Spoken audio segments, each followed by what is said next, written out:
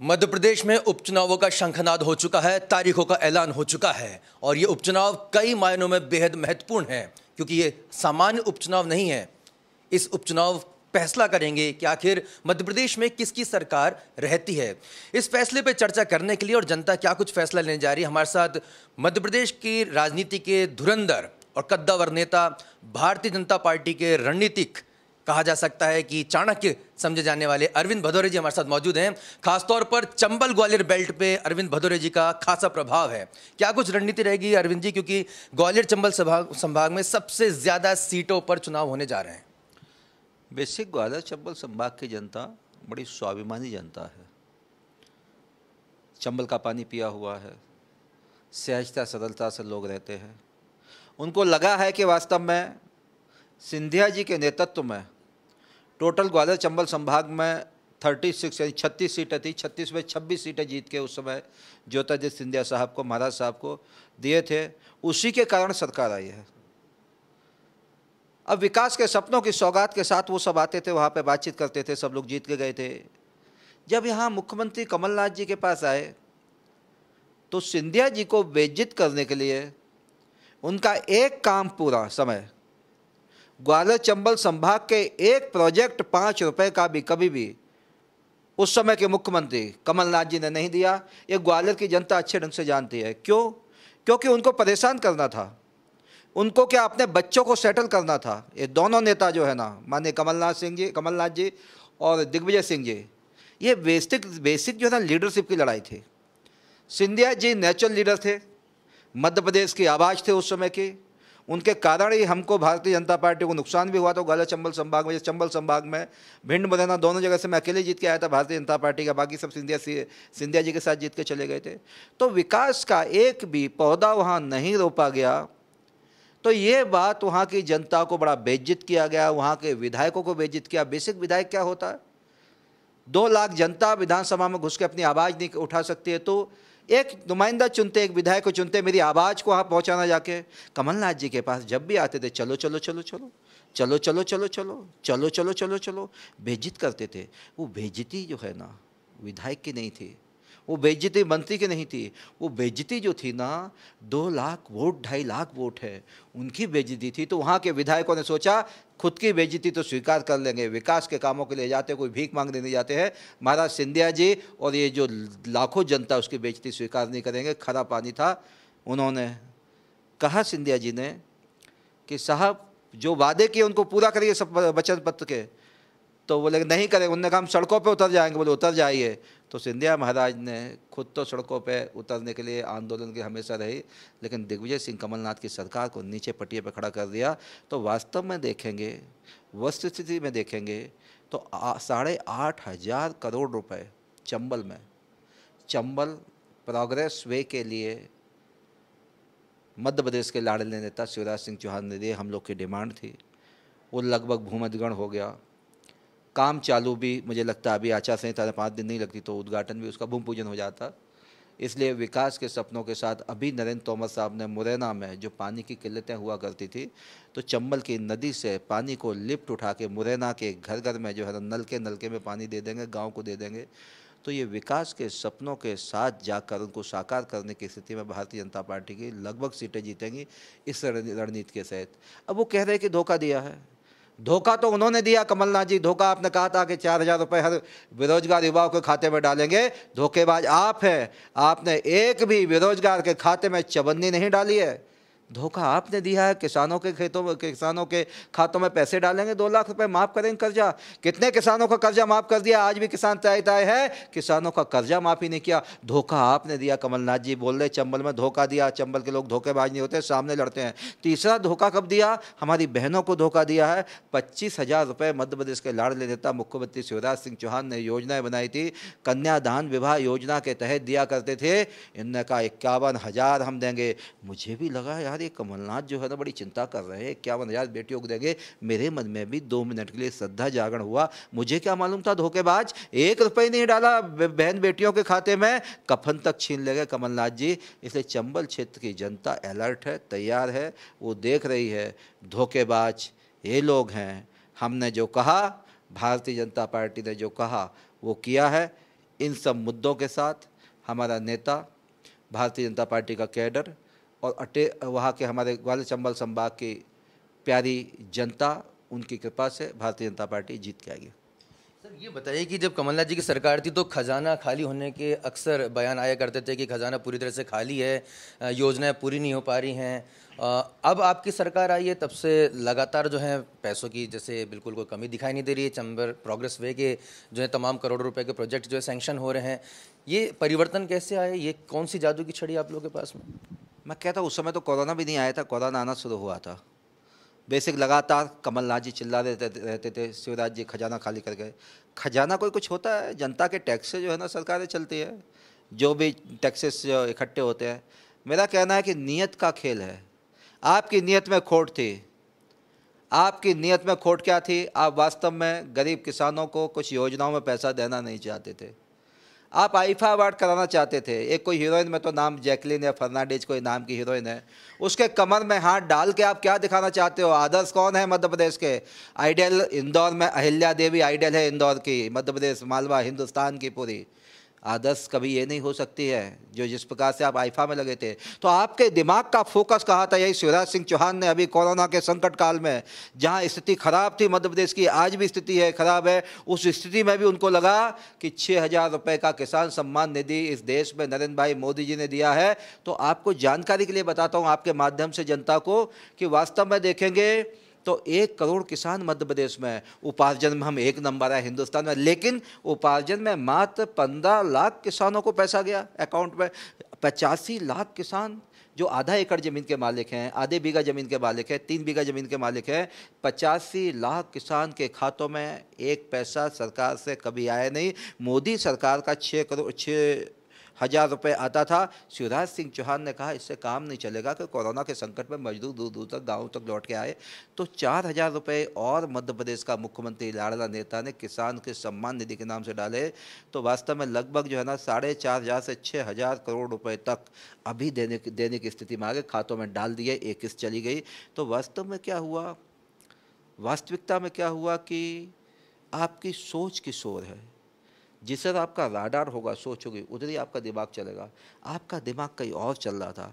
आपका दिमाग वसूली अभियान में चल रहा था। आपके नेता उमंग सिंगार डायलॉग दे रहे थे।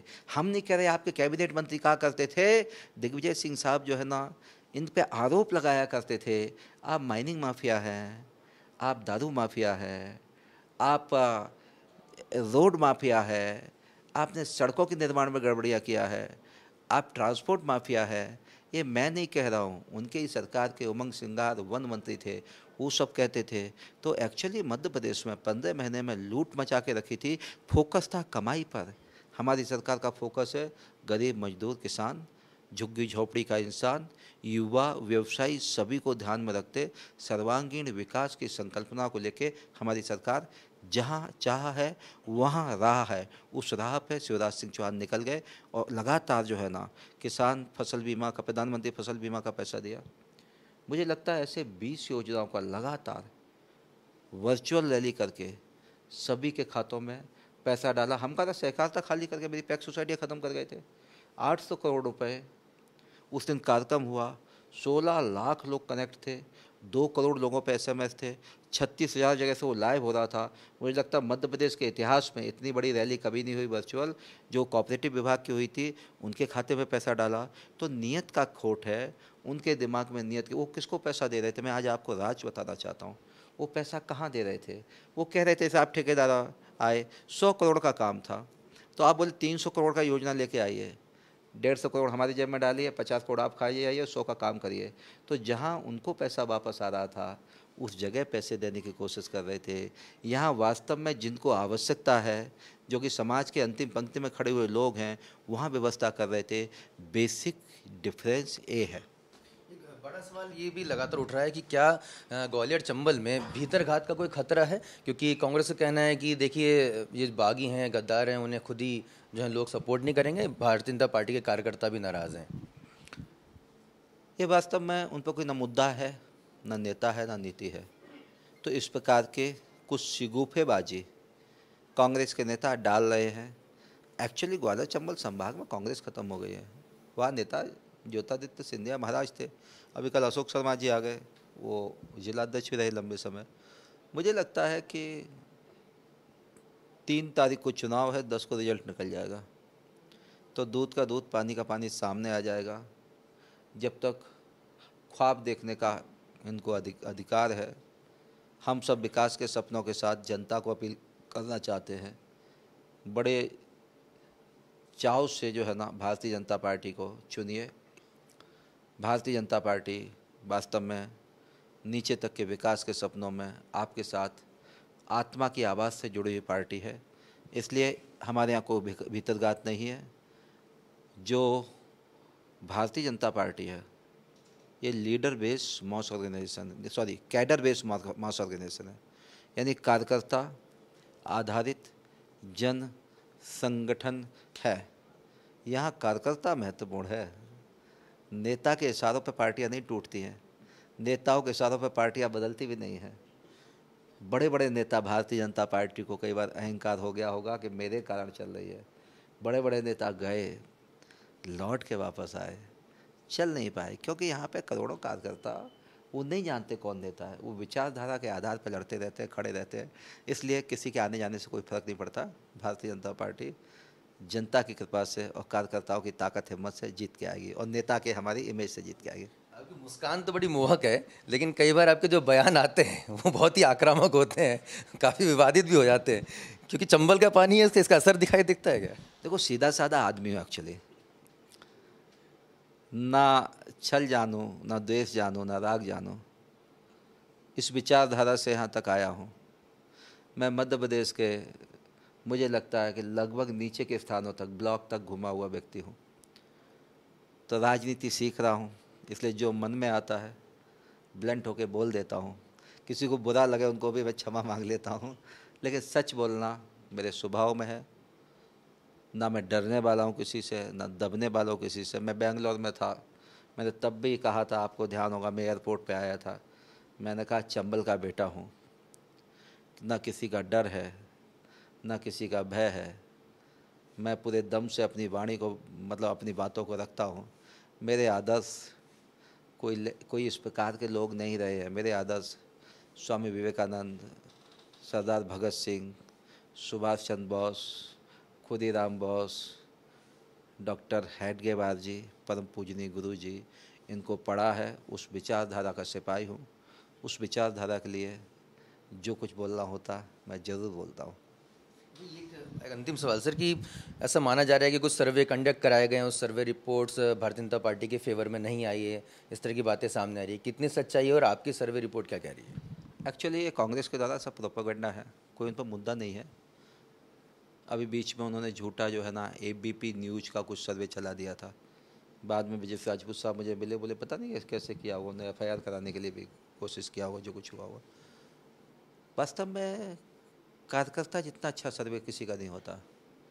तो हम लोग कार्यकर्ताओं के बीच में घूमते हैं, जनता के बीच में घूमते हैं, सब मालूम रहता है, तो सबका मूड ध्यान आता है। और अथक मेहनत करके कैसे हम लोग जीत सकते हैं, जीतेंगे ही। हम लोग निरंतर प्रयास करें। सर्वे का कोई बहुत रोल भी नहीं है, बहुत महत्व भी नहीं होता है। कई प्रकार के अपन एग्जिट पोल देखते हैं, कई बार उल्टे भी पड़ जाते हैं, इसलिए अर्थात तो जनता और कार्यकर्ताओं नेताओं के बीच की बातें हैं, इसलिए इससे कोई बहुत अंतर नहीं पड़ता है। लेकिन भारतीय जनता पार्टी के नीचे तक के कार्यकर्ता मिलके जनता की अदालत में घुस गए हैं। हम भी अभी लगातार वहाँ थे। अभी हमने 16 विधानसभाओं को सम्मेलन किए आत्मनिर्भर भारत की ओर। तो मुझे ध्यान आया कि जनता का मूड शिवराज सिंह चौहान के साथ है। मुख्यमंत्री जी भला आदमी है, मुख्यमंत्री जी विकास का आदमी है, मुख्यमंत्री जी गरीबों की चिंता करने वाले आदमी है। शिवराज जी के लोग तैयार हैं। अब एक झूठा एक शिगुफा छोड़ रहे हैं। अभी आज कमलनाथ जी ने कुछ बोला है, मैं माननीय कमलनाथ जी ने जो बोला है वो कह रहे थे कि अब जो किसानों के कर्जे नहीं माफ़ कर पाए, अभी हमारी सरकार आएगी तो मैं किसानों के कर्जे माफ़ कर दूंगा। ये कमलनाथ जी 15 महीने में कर नहीं पाए, क्यों बुद्धू बनाना चाहते मध्य प्रदेश की जनता को, क्यों धोखा दे रहे मध्य प्रदेश की जनता को। और मैं दावे के साथ कह रहा हूँ, जनता की आवाज़ पे कह रहा हूँ, जनता की कृपा की आवाज़ पे कह रहा हूँ, पूरे समय 3.25 साल 3.5 साल जो बचे हुए हैं, ये भारतीय जनता पार्टी की सरकार माननीय शिवराज सिंह चौहान के नेतृत्व में जनता की कृपा से चलेगी चलेगी चलेगी। ये मुंगेरी लाल के हसीन सपने देखने का कमल दादा, आपको पूरा भरोसा है ये शिवराज सिंह चौहान साहब ने जो अच्छी सुंदर जो है ना दुकान खड़ी थी, जिसको क्रॉकरी की कांच की दुकान कई बार मजाक में बोलते हैं खड़ी की थी, तो दादा आप कमलनाथ जी सार टाइम में उसमें घुस गए, पूरी दुकान ही तोड़े डाल रहे थे। वो तो जो है ना, वो तो ज्योतिरादित्य सिंधिया साहब का धन्यवाद देता चाहता हूँ, उनको लगाए पूरी दुकान के साथ सब पूरे सड़क भी खोद डालेंगे दादा। तो इसलिए आप आराम करिए, आप थोड़ा विश्राम लीजिए, नए लोग को आने दीजिए, नए लोग को मौका दीजिए, और अपने दोनों भाई अपने अपने बेटों की जो चिंता कर रहे हैं, तो जिसमें नेचुरल लीडरशिप होती है वही उभर के आएगा।